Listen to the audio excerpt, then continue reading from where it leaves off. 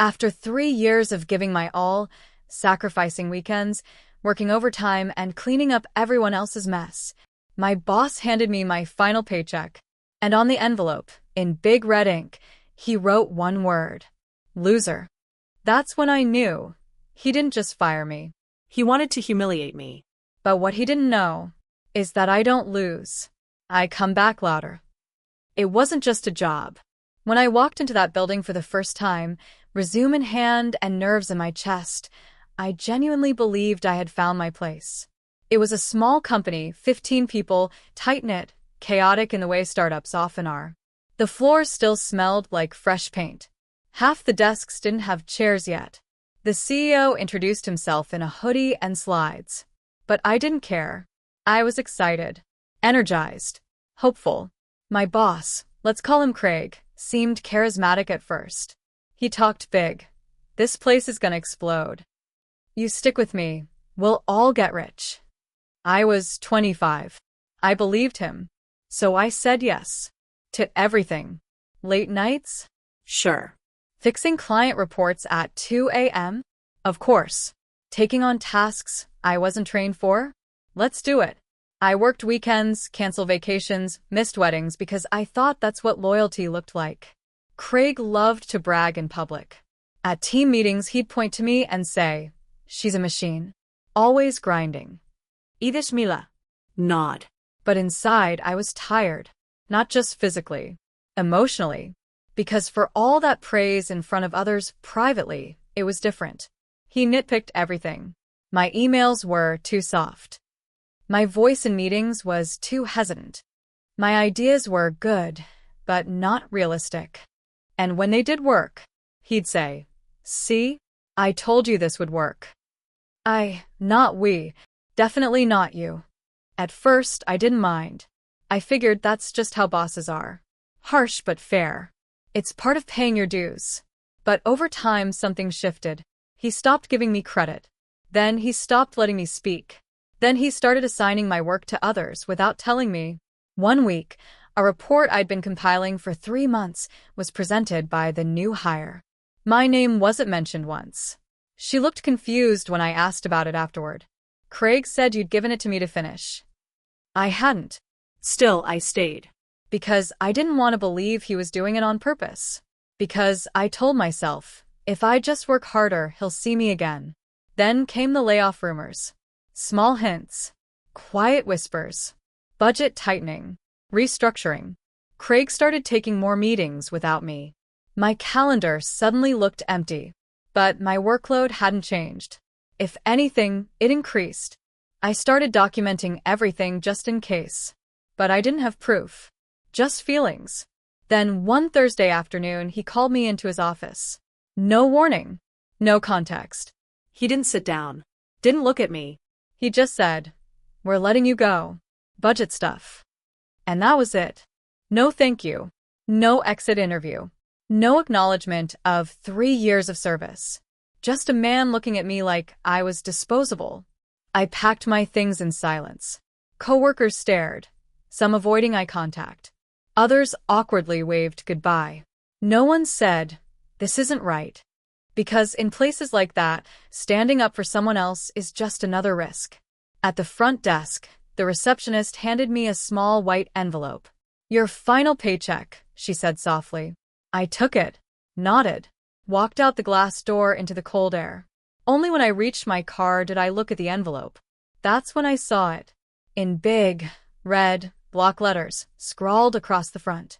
Loser. I sat in my car for a long time. I didn't cry. I didn't scream. I just stared at that word. Loser. Written in bold red letters like some cruel joke. Like a label I was supposed to wear home. It didn't feel real. Not at first. I kept turning the envelope over in my hands, as if there'd be something on the back that explained it. A note. An apology. A reason. But there was nothing. Just that one word, bleeding through the cheap paper like poison. I could have walked back inside. Confronted him. Demanded an answer. But I didn't. Not because I was scared. Because I knew exactly what he'd say. He'd smile that smug little smile and say something like, "It's just a joke." Lighten up. Or worse, you're taking things too personally. That's why you didn't last. And I'd stand there, with all my anger, all my hurt, and nothing would change. So I sat there instead. In the quiet, in the weight of it all. 3 years. Dozens of nights, without sleep. Countless problems fixed. Clients s'avèdent. Systems built. Relationships managed. All of it, reduced to a single word. Loser. Not even spoken out loud. Just written. Like a message he didn't have the guts to say to my face. It felt like everything I'd done meant nothing. Like I had given the best of myself to someone who never saw me as more than a tool. And now that tool was broken. Discarded. Replaced. But something inside me shifted that day. It wasn't a dramatic moment. It wasn't rage or revenge or some sudden inspiration. It was quieter than that. A slow, burning clarity. He could call me whatever he wanted. He could belittle me, fire me, try to erase me, but he didn't define me. Not anymore. Because what he thought didn't matter. What mattered was what I would do next. So, I put the envelope on the passenger seat. I started the car. And I drove away, not just from that building, but from the version of me that ever believed his approval made me whole. He wrote loser on my paycheck. But that wasn't the end of the story. That was the beginning. Starting over sounds empowering, until you're actually doing it. The day after I left, I woke up at 6:30 out of habit. I stared at my phone, instinctively checking emails that no longer existed. My calendar was blank. My inbox was silent. The noise of corporate chaos had been replaced by something worse, absolute stillness. For the first time in years, no one needed anything from me. No Slack messages. No fire drills. No meetings. And yet I couldn't relax. My body was still in work mode. My mind, still running loops of everything that had gone wrong. I opened the envelope again. The word was still there. Still red. Still loud. I put it in a drawer. Not to forget, but to remember. The first week, I applied for jobs like a machine. Resume, cover letter, tweak the headline, send, repeat. I told myself I was being productive, but really, I was just trying to outrun the voice in my head that whispered, maybe he was right. Each rejection felt heavier than the last. Even the silence hurt. A few companies called back. I made it through a few rounds of interviews. Then nothing. Or worse, offers that felt like steps backwards. It's funny how quickly confidence crumbles when you're no longer in a room where people know your name. There were moments when I almost took jobs I knew I'd hate, just to prove I wasn't a loser. Just to have something to post on LinkedIn. But then I remembered how I'd felt in that parking lot. I didn't want to go back to being invisible. Not again. So I paused, took a breath, and decided to do something different. Instead of chasing roles just to fill the silence, I started reconnecting with people, not for jobs, but for perspective. Old coworkers. Clients. Mentors. Even people I hadn't spoken to in years. And what I found shocked me. One former client said, "You were the reason we didn't drop that contract." Another told me, "You're the only one who actually listened to what we needed." A former teammate said, "I always thought you'd end up running your own thing one day." None of them knew what happened with Craig.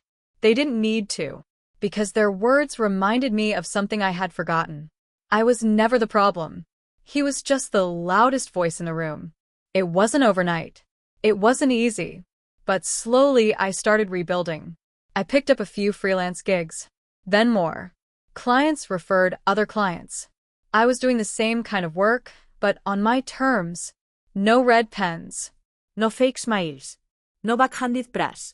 And with every project, every deliverable, every client thank you email, the word loser started to fade. Not from the envelope. That stayed in the drawer. But from me. Then one day, I got an invitation. A former VP I'd worked with years ago was launching a new division at a growing firm. "We need someone who can build systems from scratch," she said. "Someone who's already done the heavy lifting before." She didn't ask for my resume. She just asked, "How soon can you start?" If part 1 was about loss, and part 2 was humiliation, then this was quiet redemption. Not flashy. Not dramatic. Just the slow return of something I hadn't felt in a long time. Self-respect. 6 months into the new role, I felt something I hadn't felt in years. Peace. It wasn't because the job was easy. It wasn't. It was fast-paced, demanding, and chaotic in its own way. But this time, I had a seat at the table for real. I had a voice. And people actually listened when I used it. My work was visible. My name was on every deck I created, every process I improved. I no longer had to fight to prove I was valuable. I just was. For the first time, I stopped waiting for recognition. And that's exactly when it found me. It started with an email. Hey, saw your name on the speaker lineup. Can't wait to hear your talk. I blinked. What speaker lineup? Turns out, the company had submitted my name to a leadership conference, one I didn't even know we were sponsoring. Apparently, my team had nominated me behind my back. When I asked my manager, she smiled and said, "You've earned it. And people need to hear what you've got to say." The theme of the panel? Building resilience after failure. It couldn't have been more fitting. I spent the next few weeks preparing my talk. It wasn't about revenge. It wasn't about Craig. It was about what happens when you tie your identity to someone else's approval and what it takes to get it back. The day of the conference, I stood backstage in a crisp navy suit, watching other speakers finish. My heart pounded, but not with fear, with power, because I had nothing left to prove. When they called my name, I walked out to the spotlight, and there in the 4th row, near the edge, he was sitting. Craig. Same smirk. Same perfectly gelled hair. But something was different. His eyes didn't have that effortless confidence anymore. There was a flicker of hesitation. A flash of something I couldn't quite name. Recognition? Guilt? Fear? Maybe all three. I didn't flinch. I didn't pause. I spoke. I told my story, not as a victim, but as a survivor. A professional. A leader who had been silenced, erased, and discarded, and who still came back stronger than ever. I didn't name names. I didn't have to. The audience leaned in. They felt it. Every word. Every pause.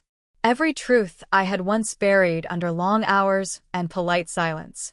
When I finished, the room stood up. A standing ovation. Craig didn't stand. He just sat there, arms folded, eyes cast down. And that told me everything. Afterward, people came up to shake my hand. Thank me. Tell me their own stories. At one point, I turned around and he was gone. No volví. No confrontación. Just gone. But not forgotten. Because in that moment, I realized something. He had called me a loser. But I had the one thing he would never get back. Dignity. Legacy is a funny thing. For a long time, I thought it was something you had to chase. Something earned with big titles, loud wins, public praise. Something other people gave you when they finally decided you were worthy. But I was wrong. Legacy isn't what others remember about you. It's what you choose to live by, even when no one's watching. Especially then. After the conference, I received dozens of messages. Some from strangers. Some from people I used to work with. Some from names I hadn't seen in years. One message stood out. It was from a woman I didn't recognize. She wrote, "I just watched your talk. I'm still shaking. My boss didn't write loser on my paycheck. He just made me feel like one for 3 years. Thank you for reminding me that I'm not." I stared at the screen for a long time. Then I replied, "You never were. He just made you forget." That's when I knew my story wasn't just mine anymore. It was a map. A warning. A hand reaching out in the dark to someone who thought they were alone. I started speaking more, writing more, not to be famous, not for revenge, but because someone out there needed the words I once needed to hear. You are not what they called you. You are not what they took from you. You are not broken because they couldn't see your value. You are still here. And that means you've already won. I never threw away the envelope. It still sits in a drawer in my home office, yellowing with time. The red ink is faded now, but the word is still legible. Loser. I don't keep it out of bitterness or anger. I keep it because it reminds me how far I've come. Every time I open that drawer, I smile. Because I know now. He didn't write my ending. I did. And I'm still writing it. You've just heard a story that may sound unbelievable. But for some of you, it might feel painfully familiar. If you've ever given your all and been treated like you were nothing, if you've ever been labeled something you didn't deserve, if you've ever carried shame that was never yours to carry, this is for you.